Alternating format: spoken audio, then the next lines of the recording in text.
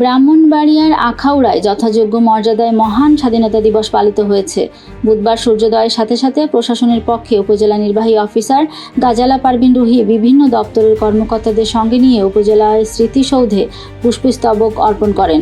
পরে একে একে উপজেলা মুক্তিযোদ্ধা কমান্ডো, পুলিশ প্রশাসন, বিএনপি ও অঙ্গ সংগঠন, পৌরসভা, উপজেলা স্বাস্থ্য কমপ্লেক্স, মুক্তিযোদ্ধা সংসদ সন্তান কমান্ডো, আখাউড়া সাংবাদিকবৃন্দ সহ বিভিন্ন সামাজিক ও সাংস্কৃতিক সংগঠনের লোকজন স্বতঃস্ফূর্তভাবে পুষ্পস্তবক অর্পণ করেন।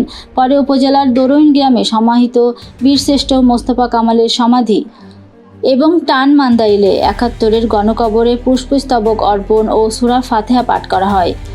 এ সময় অন্যান্যদের মধ্যে উপস্থিত ছিলেন উপজেলা বিএনপির সভাপতি মোহাম্মদ জয়নাল আবেদিন আব্দু, বীর মুক্তিযোদ্ধা সৈয়দ শামসেদ শাহ, বাহার মিয়াহ মালদার, পৌর বিএনপির সভাপতি মোহাম্মদ সেলিম ভূঁইয়া, সাধারণ সম্পাদক মোহাম্মদ আক্তার খান, যুবদলের আহ্বায়ক মোহাম্মদ জাকির হোসেন, পৌর যুবদলের আহ্বায়ক জাবেদ আহমেদ খান সহ প্রমুখ।